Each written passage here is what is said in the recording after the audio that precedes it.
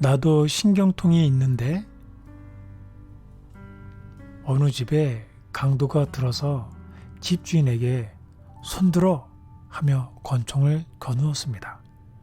그러자 주인은 한쪽 손만 들었답니다. 강도는 다시 한쪽도 마저 들어 하고 고함을 치자 주인이 찡그리며 말했습니다. 사실은 오른팔에 신경통이 있어서 들 수가 없습니다. 그러자 강도는 부드러운 목소리로 신경통이요? 사실은 나도 신경통이 있는데. 그리고는 두 사람이 밤을 새워 신경통에 대하여 그 병이 얼마나 아픈지 어떻게 치료할 수 있는지에 대해 이야기를 나누었다고 합니다. 오 헨리의 단편소설에 나오는 이야기입니다. 이 이야기는 누구든 함께 나눌 것이 있다면 주인과 강도 사이라도 화평할 수 있다는 뜻입니다.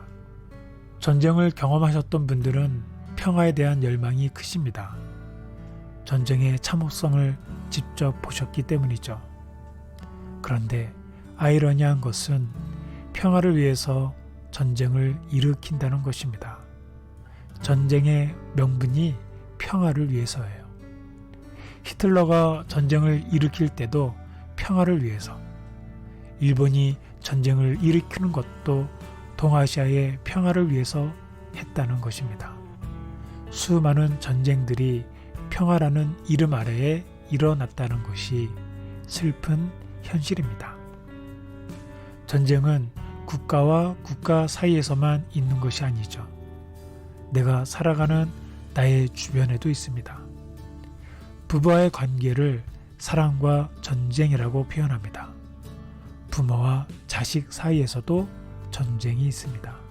이런 가운데 주님은 저희들에게 귀한 직분을 주셨습니다.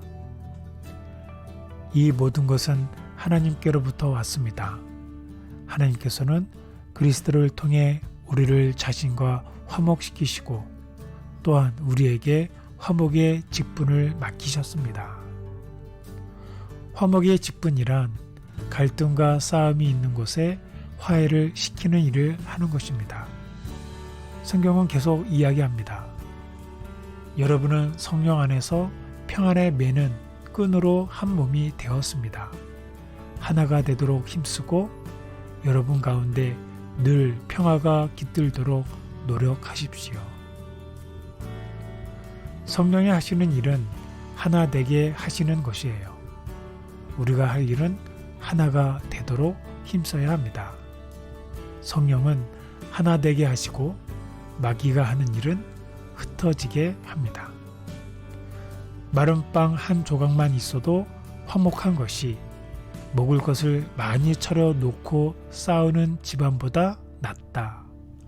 가정의 행복을 좌우하는 열쇠는 화목입니다.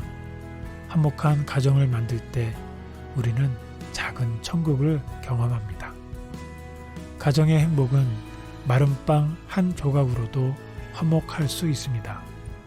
먹을 것을 많이 차려 놓은 돈 많은 가정에서 오히려 가진 것이 많아 싸움이 끊이지 않은 것을 보게 됩니다. 제가 아버지 학교라는 세미나를 참석했을 때 강사님이 이런 말을 하셨습니다. 대부분 결혼하고도 행복하지 못한 이유가 배우자를 잘못 만난 줄 압니다. 좋은 배우자 만나는 것 중요하지만 그보다 더 중요한 것이 있습니다. 좋은 배우자 만나면 저절로 행복해지는 거 아닙니다. 예수님이 함께 계신 것이 보여야 합니다. 남편을 볼 때 예수님이 함께 계신 것이 보여야 하고 아내를 볼 때 예수님이 함께 계신 것이 보여야 합니다. 예수님이 보이지 않으면 항상 문제가 생긴다고 하였습니다. 저절로 고개가 끄덕이는 말씀이었습니다. 주님을 바라보지 못하면 상처를 주고받게 됩니다. 그래서 용서하는 일은 화목해 하는 일의 핵심입니다.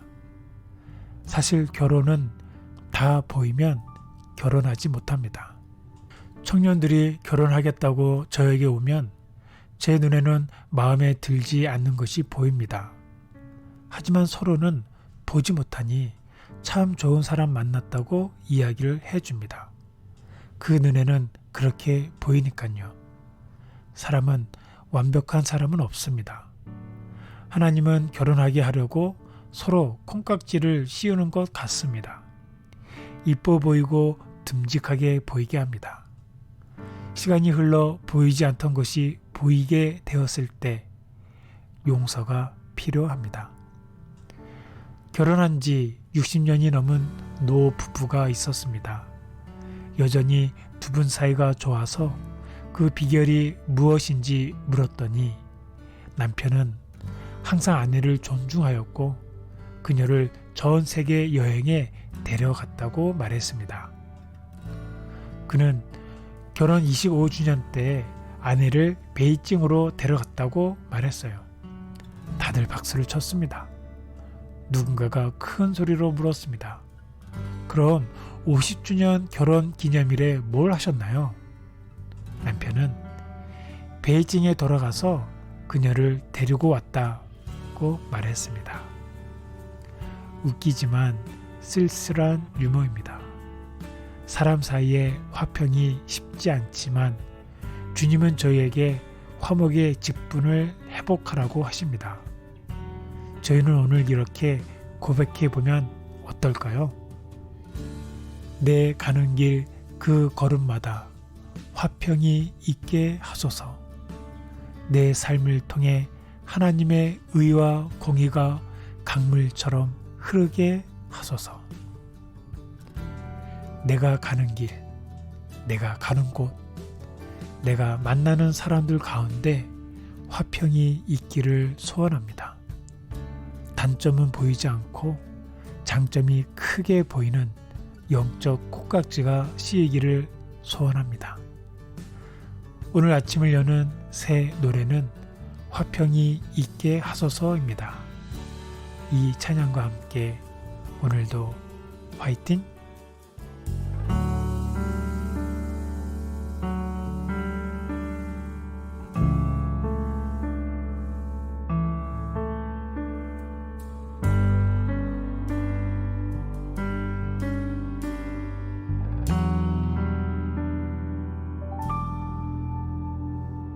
죄인을 찾아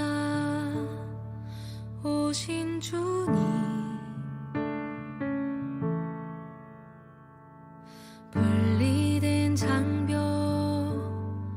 허무시네.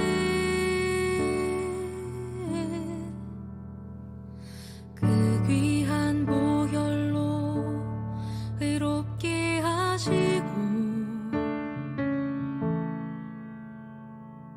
하나님과 우리 화평케 하셨네.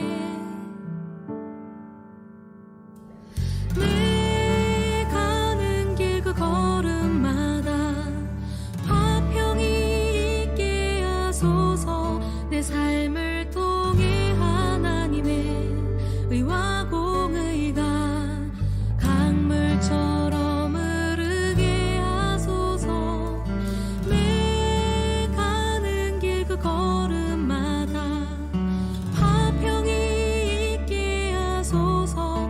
내 삶을 통해 하나님의 의와 공의가 강물처럼 흐르게 하소서.